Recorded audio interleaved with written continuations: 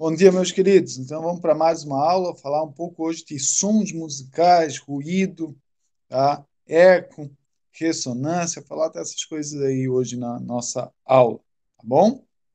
Então, vou botar aqui para apresentar, para a gente começar a nossa aulinha hoje.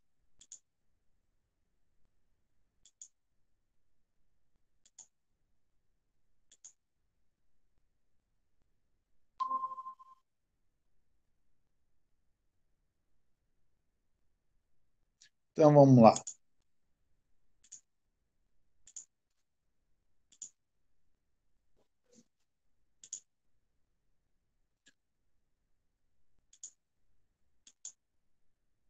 Sons musicais e notas musicais. Então vamos começar por aí para a gente ver a diferença entre o que é uma coisa, o que é outro, o que é um som musical, o que é um ruído, tá? Então a gente vai começar a identificar essas coisas aí, qual é a diferença fisicamente, né? Não sou músico, né? Se vocês quiserem mais sobre música, é com o professor Daniel, tá? Mas a gente vai, né, falar um pouquinho sobre o que a gente as diferenças entre, né, sons e ruídos aqui na questão da física, tá? Então, né, como falei, a parte de sons musicais e ruídos, né? O que difere um som musical e um ruído, né, é a formação, da onda em si, né? Então, se vocês verem aqui, eu não tenho uma formação de uma onda, não tem nada que se repete, é apenas uma variação de pressão qualquer, né? Então, aqui a pressão, né, versus o tempo. Então, vai aumentando, diminuindo a pressão, né? Por que eu falo pressão? Porque o barulho, né, o som, nada mais é do que uma variação de pressão. Então, né, o ruído é uma variação de pressão qualquer, sobe, desce, né? Não tem um desenho bem característico.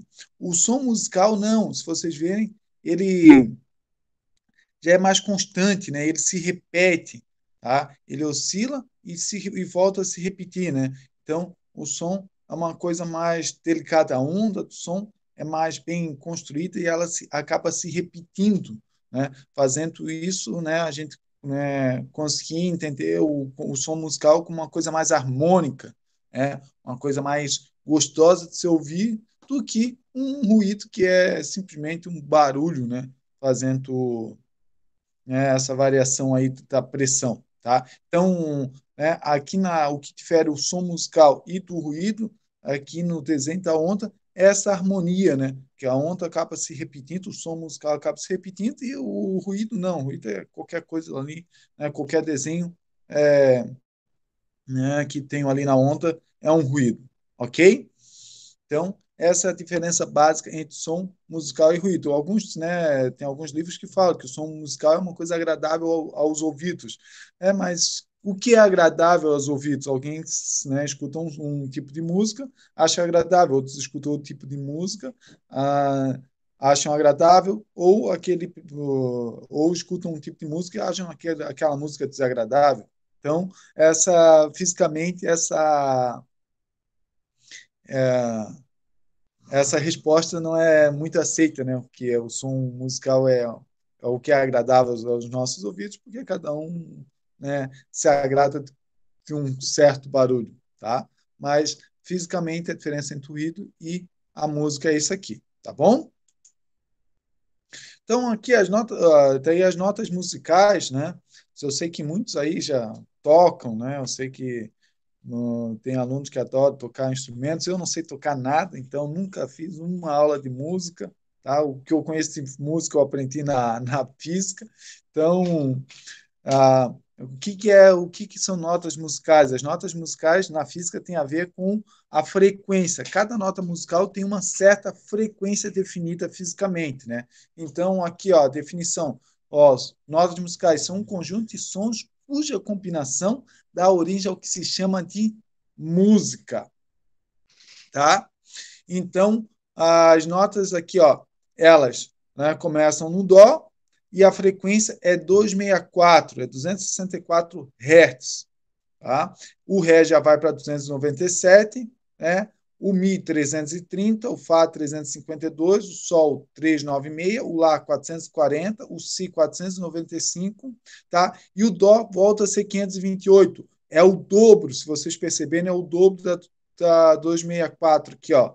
Então, isso forma uma oitava, que a gente conhece como uma oitava.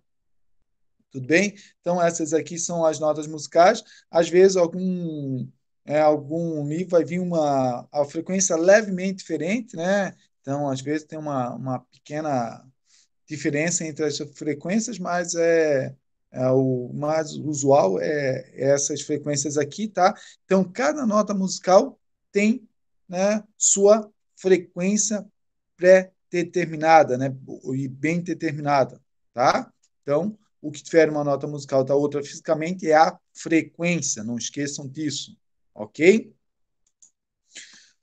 Agora, por que eu tenho notas musicais diferentes para instrumentos diferentes, né? Ou se a frequência é a mesma, o dó no diapasão ou no piano tem a mesma frequência, tá? Mas o que difere um do outro? Aí essa qualidade que faz essa diferença se chama timbre, tá? Então o timbre é a característica sonora que nos permite distinguir sons da mesma frequência que foram produzidos por fontes sonoras diferentes. Né? Quando eu falo em fonte sonora, é um instrumento diferente que emite, tá? Então o timbre pode ter a mesma frequência, só que o desenho da onda vai ser diferente. Então, o diapasão tem um desenho, né, bem tipo onda mesmo, sobe e desce, bem tempo uma senoide, tá? Então, é bem esse desenho de onda. A flauta já faz umas ondinhas aqui em cima, né? Então, mas todo sempre se repete, tá? Porque é um som musical.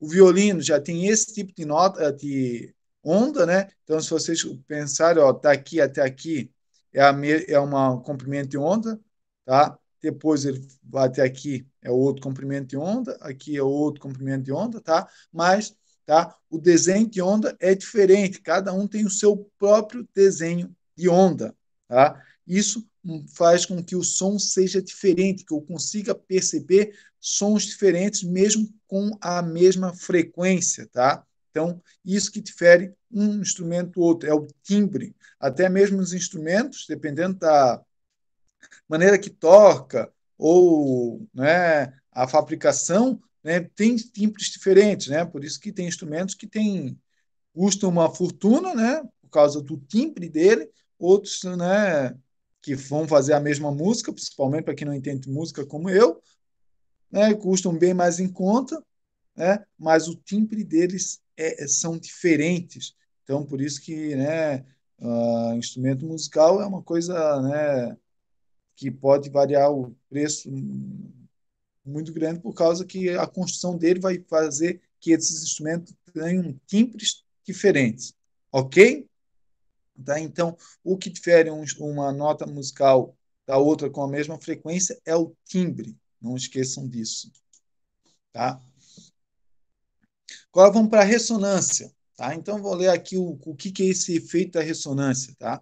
Ressonância é o fenômeno em que um sistema vibratório ou força externa conduz outro sistema a oscilar com maior amplitude em frequências específicas conhecidas como frequências ressonantes ou frequências naturais do sistema. Ou seja, né, essa força externa, que pode ser um vento, pode ser uma pessoa, tá? Pode ser um aparelho, não importa. Ele vai fazer o quê? Ele vai fazer que esse sistema oscile, tá? E cada vez que esse sistema estiver oscilando, ele vai aumentar um pouquinho essa amplitude, ele vai empurrar um pouquinho mais essa oscilação, fazendo que essa amplitude cada vez aumente um pouco mais, até que chegue um momento, né, que o sistema não aguenta e racha e quebra. Tá? Exemplos disso, né, é quando a gente quebra a taça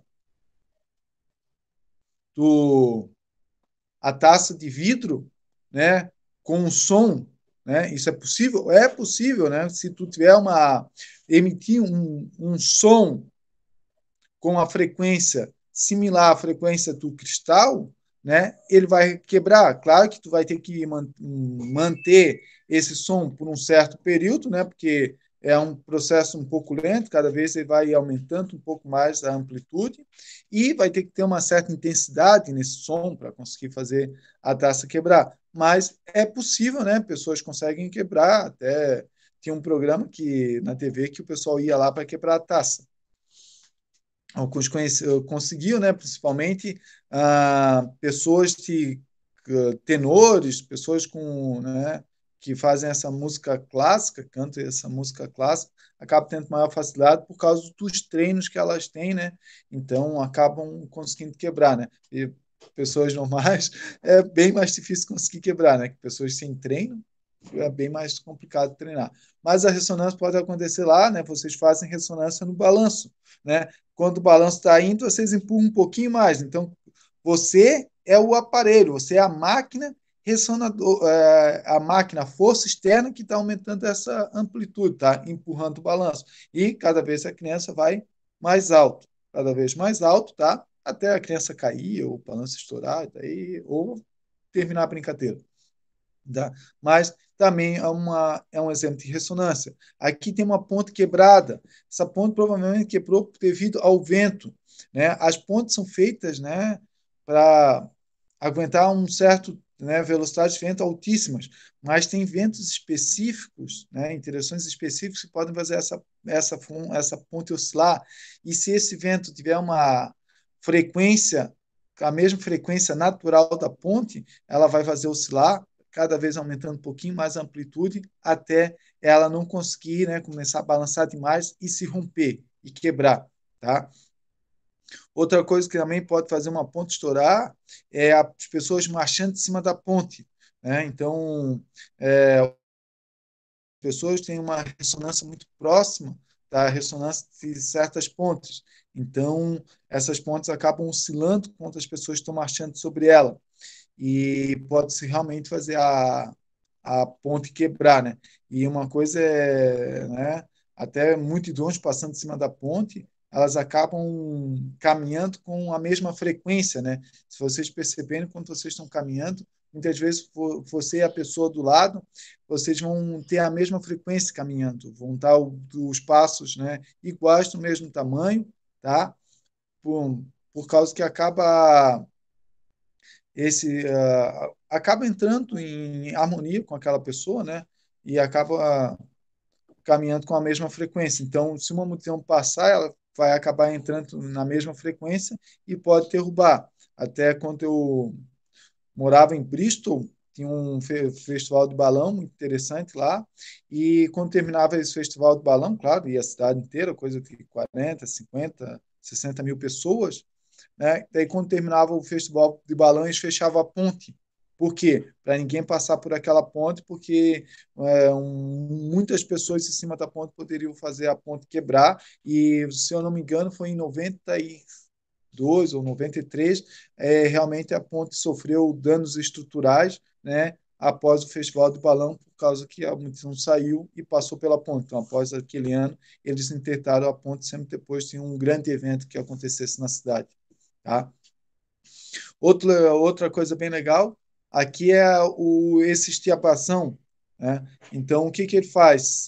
Se eles tiverem a mesma ressonância e eu colocar um para vibrar, o outro vai começar a vibrar, vai entrar em ressonância, também vai começar a vibrar. Tem um videozinho bem legal que mostra isso.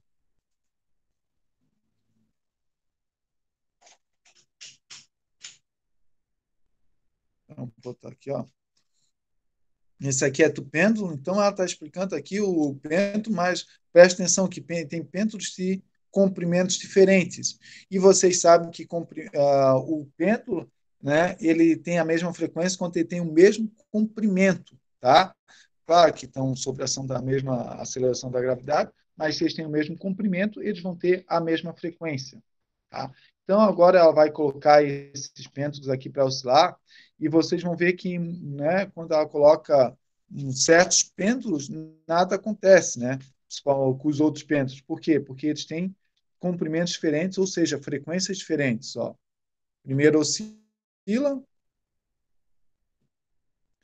basicamente os outros pêndulos mal entram em oscilação.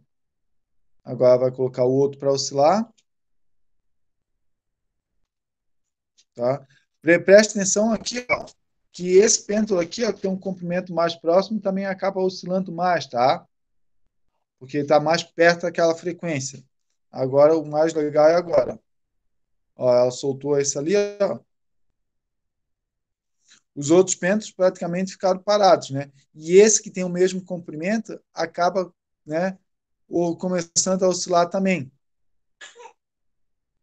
tá? Claro, porque ele tem o mesmo comprimento, ele acaba entrando em ressonância com o outro pêndulo, né, que passa a vibração dele através do fio, tá? Então, é só para mostrar que realmente a ressonância acontece.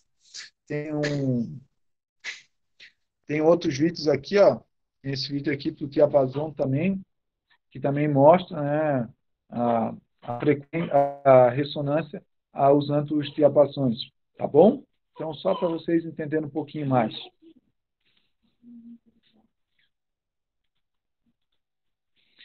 Agora nós vamos para o eco. Tá? Então, o que é o eco? O eco ocorre quando o som refletido chega aos nossos ouvidos após 0,1 segundo. Por quê? Porque quando eu falo, né, o som da minha voz, né, provavelmente eu nem escuto o som da minha voz. Né? O som da minha voz eu acho lindo. Né? Só tem um problema quando eu escuto o som real, né, que é o que vocês escutam, aí eu já acho horrível. O que acontece? Porque o som, a gente acaba sentindo o som através da musculatura, né, dos nossos ossos aqui, a musculatura da boca até o ouvido. Então, o som que a gente escuta não é o som real que o resto do pessoal escuta. Tá? Então, a sua voz é bem diferente do que aquilo que vocês acham que é. Tá? Então, a voz de vocês é aquela coisa gravada lá que vocês acham horrível. Isso é bem normal. Tá? Mas o que acontece? A gente tem a capacidade de achar que é o mesmo som, sons que chegam, né, com um tempo de menor do que 0,1 segundo. Então a gente acha que é o mesmo som, porque, claro, o som vai lá, bate no lugar, volta e tal, e, né, se demorar menos que 0,1 segundo, eu acho que é um som só. Só que, caso o som demore mais do que 0,1 segundo, vai escutar um som dobrado, o eco, né? Então a gente grita, depois a gente escuta um eco, tá? Por quê? Porque demorou mais que 0,1 segundo, tá? Então o eco é esse som que acaba voltando. Você grita, tá? Bate alguma coisa e o som volta. Se demorar mais de 0,1 segundo, a gente escuta como um novo som, que a gente chama de eco, ok? Aqui tem, tá? 17 metros. Por que 17 metros? Vocês vão, quando vocês fizerem os exercícios, vocês vão achar esse 17 metros. Lá tem um exercício para vocês resolverem na lista, que, tá? Vocês vão achar esses 17 metros. Por quê? Porque esses 17 metros é a distância necessária para o som percorrer e voltar e demorar mais que 0,1 segundo, tá? É o mínimo necessário para que ele percorra e demore mais que 0,1 segundo. Não esqueçam que, né, para esses 17 metros conta a ida e a volta. Então, o deslocamento desse som foi 17 mais 17, foi 34 metros, tá? E a velocidade do som é 340 metros por segundo. Então, usando lá a equação do movimento uniforme, V igual ΔS sobre ΔT, né, onde, né, a velocidade do som vocês encontram 340 e o ΔS tem que ser, né, igual ou superior a 0,1, então ΔT vocês colocam, né, 0,1, vocês vão encontrar o ΔS que vai ser, né, os 34 metros de ida e volta, que então a distância mínima tem que ser 17 metros, mas eu quero que vocês façam lá no exercício isso aí, tá? Só para vocês entenderem o que é o eco. Muitos usam, né, o navio, né, usa o sonar, então a parte que ele emite a onda, né, para ver o que tem embaixo ou para ver cartoon de peixe, a gente chama de sonar, se emite por cima, a gente chama de radar.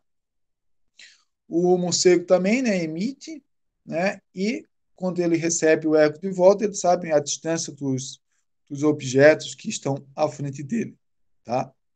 Então, eles usam, né, essa ideia do eco, também usam um pouco do efeito Doppler, né, por causa da velocidade que eles estão e a velocidade do, do objeto que eles estão analisando. Então, também usam o efeito Doppler para fazer essa essa questão de calcular a velocidade dos objetos. Então, o morcego é um excelente físico, ele sabe calcular o eco através sabe calcular a distância usando o eco e sabe calcular a velocidade usando o efeito Doppler. Tá? Então, se o morcego consegue, vocês também devem conseguir isso aí, tá bom? E a gente vai entrar em cordas vibrantes, né? Hoje é a parte finalzinha aqui das cordas vibrantes, porque depois a gente vai, né, na próxima aula, a gente termina essa parte de ondas sonoras e entra para a parte de óptica. Então, aqui a gente tem a velocidade de uma onda de uma corda. Então, né, quem já tocou uma guitarra, um violão, né, sabe que para afinar eu tenho que mexer no quê? Na tração das cordas, né? Então, se eu, né, quero afinar, mudar a frequência, eu mudo a tração, ok? Então, o que que acontece? Por quê? Porque a tração vai mudar a velocidade e a velocidade vai mudar a frequência. Então, quando eu afino a corda, eu estou mudando a tração para que mude a velocidade, para que mude a frequência, né? E eu consigo afinar a nota musical, tá? E como que isso acontece? É através dessa formulazinha aqui, ó. Velocidade vai ser igual a raiz da tração, né? Dividido pelo μ. Quem é o μ? O μ é a densidade linear de massa da corda. O que que isso acontece? Tá? O que é essa densidade linear? É a massa da corda dividido pelo comprimento.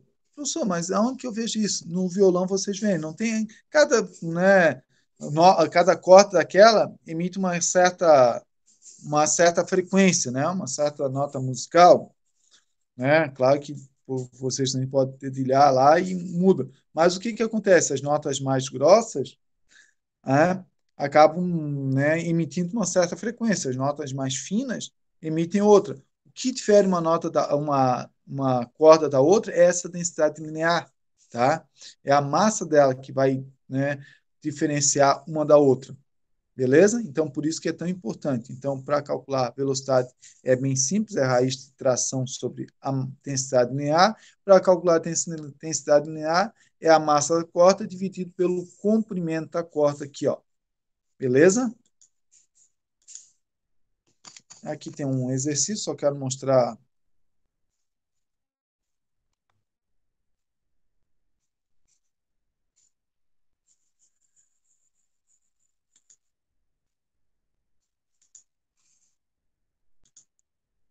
Aqui, reiniciar. Aqui tem o meu lado no pé de colorado, tá? É um oscilador, tá? O que que acontece, ó? Se eu mudo a tração, ó, o que que acontece, ó? A velocidade na corda acaba alterando, tá? Então, deixa eu só reiniciar aqui. Então, se eu mudo a tração, ó, agora eu estou com uma tração, eu tenho uma certa velocidade, né? O movimento vai um certo tipo. Até eu posso botar e deixar essa.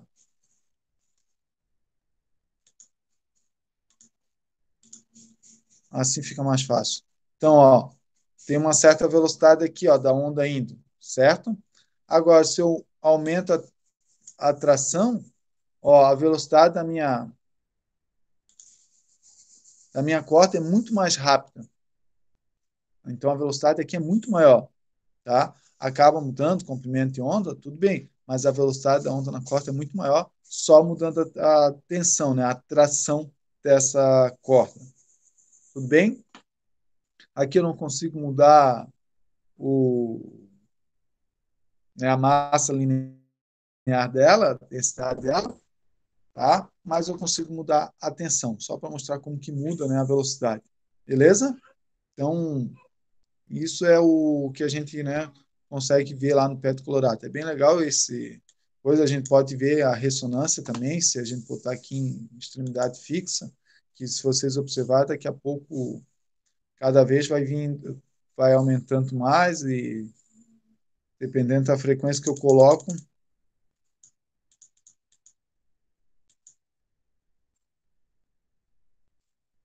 ó, então ela acaba entrando em ressonância, então vocês conseguem ver que ele acaba oscilando muito. Então, aqui entrou já em ressonância, está oscilando bastante, tá? E se eu mudar a frequência, pode até normalizar, tá? Porque ele acaba atrapalhando.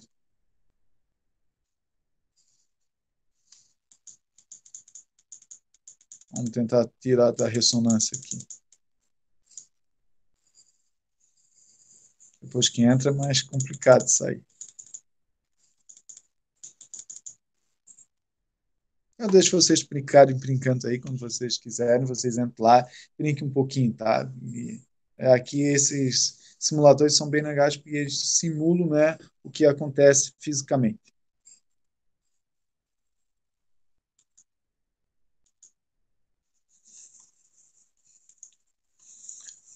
Esse é o exercício que eu vou deixar para vocês, tá? Então, vou deixar aqui para vocês fazerem para ver para calcular lá do eco, tá? Então, vocês param ali o videozinho, tentam resolver esse exercício, tranquilo?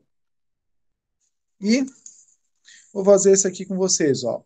Determine a velocidade de propagação de uma onda sonora que viaja por uma corda cuja densidade linear é igual a 0,1 kg metro quando tracionado por uma força de 6,4 newton.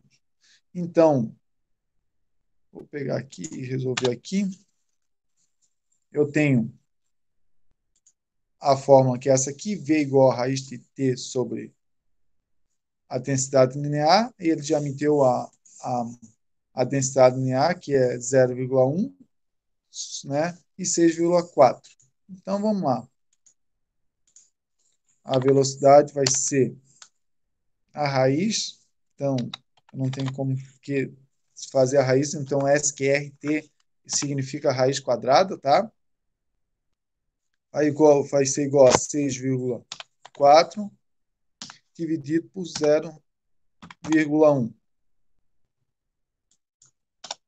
Então, vai ficar V igual SQRT, né? Raiz quadrada de 6,4 dividido por 0,1 vai dar 64. Deixa eu botar os parênteses. 64. Tirando a raiz quadrada de 64, vai dar 8 metros por segundo. Então, a velocidade da onda naquela corda vai ser de 8 metros por segundo. Bem simples, bem rápido, tá? Só para vocês entenderem como faz, né?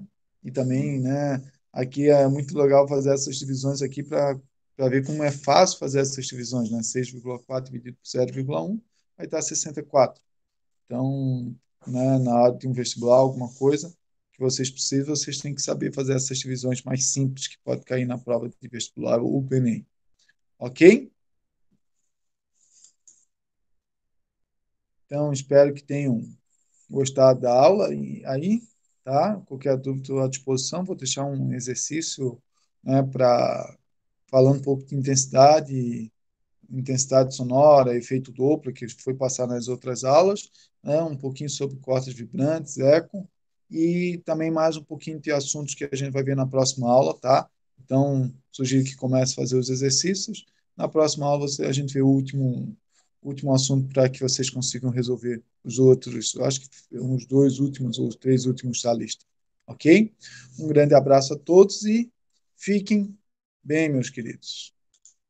Então, por hoje era isso aí.